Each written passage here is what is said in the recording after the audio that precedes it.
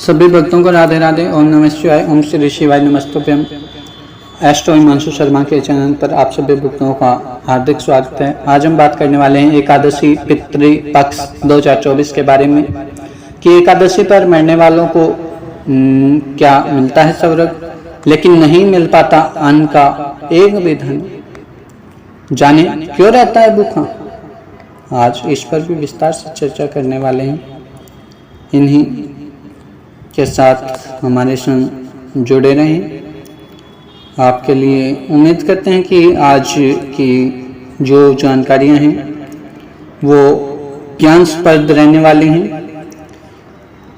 शरद पक्ष एकादशी 2024 के बारे में बता दें कि इंदिरा एकादशी का व्रत 28 सितंबर को किया जाएगा। इस दिन भगवान विष्णु की विधिवत रूप से पूजा अर्चना और पितरों के नाम से श्राद्ध दान करने की विशेष महत्व है। एकादशी के मौके पर आज हम आपको बताएं कि आखिर एकादशी के दिन स्वर्ग लोक पहुंचने वाली आत्मा को भूखा क्यों रहना पड़ता है। पितृपक्ष चल रहे हैं और इन दिनों पितरों के नाम से श्राद्ध कर्म भी चल रहे हैं, दान कर्म चल रहे हैं, तर्पण का कर्म चल रहा है। इनका सभी का विधान जो है अभी सुचारू रूप से चल रहा है। शास्त्रों और पुराणों के अनुसार पितृपक्ष में पितरों के नाम का श्राद्ध कर्म करने से पितर प्रसन्न होते हैं, पितृदोष से मुक्ति मिलती है। गरुड़ पुराण के अनुसार एकादशी का व्रत रखने वाले व्यक्ति की अगर मृत्यु एकादशी के दिन हो जाए तो उसकी आत्मा सीधे स्वर्ग लोक जाती है और व्यक्ति जन्म मरण के बंधन से मुक्त होकर मोक्ष को प्राप्त करता है। लेकिन एकादशी के दिन मृत्यु होने वाली आत्मा को स्वर्ग लोक में भूखा रहना पड़ता है। तो आइए जानते हैं कि आखिर ऐसा क्यों होता है। इसे जानने से पहले अपने चैनल को एक बार सब्सक्राइब कर लें और बेल आइकन को प्रेस कर लें। साथ ही वीडियो को लाइक अवश्य करें और इसे शेयर करना भी ना भूलें ताकि अन्य लोग भी इससे लाभान्वित हो पाएं। आपको बता दें कि परिजनों के बीच भटकती है आत्मा। गरुड़ पुराण में जैसा कि लिखा गया है कि अन्य पुराणों में भी बताया गया है कि जब व्यक्ति की मृत्यु हो जाती है तो यमदूत उस आत्मा को अपने साथ यमलोक लेकर चले जाते हैं, जहाँ उसके पाप और पुण्य कर्मों का लेखा जोखा होता है। फिर 24 घंटे बाद ही आत्मा को उसके घर वापस छोड़ देते हैं।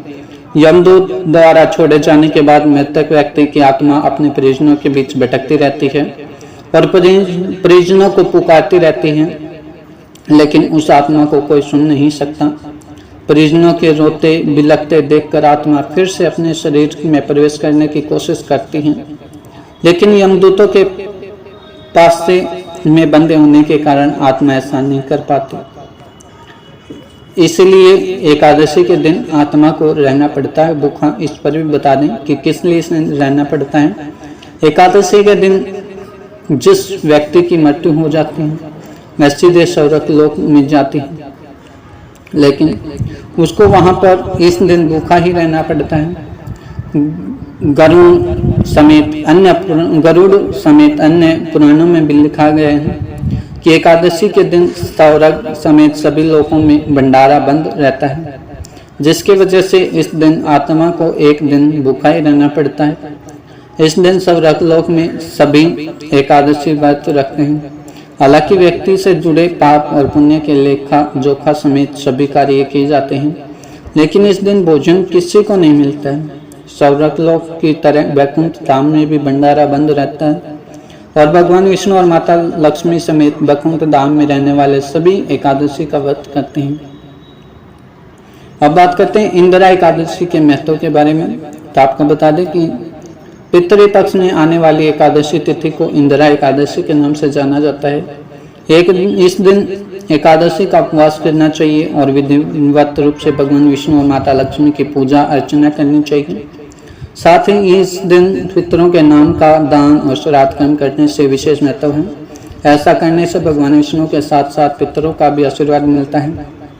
धार्मिक मान्यताओं के अनुसार इंदिरा एकादशी का व्रत करने और पितरों की पूजा करने से 7 पीढ़ियों के पितर तृप्त हो जाते हैं और परिवार में सुख शांति और समृद्धि बनी रहती है। अब बात करते हैं जन्म मरण के बंधन से मुक्ति होती है क्या व्यक्ति की। गीता में बताया गया है कि माह के 30 दिनों को चंद्र घंटे और घटने और बढ़ने के अनुसार 15-15 दिनों में बांटा गया है। 15 दिनों को शुक्ल पक्ष, 15 दिनों को कृष्ण पक्ष कहते हैं। जब चंद्रमा बढ़ने लगता है तो उसको शुक्ल पक्ष, जो घटने लगता है तो उसे कृष्ण पक्ष कहा जाता है।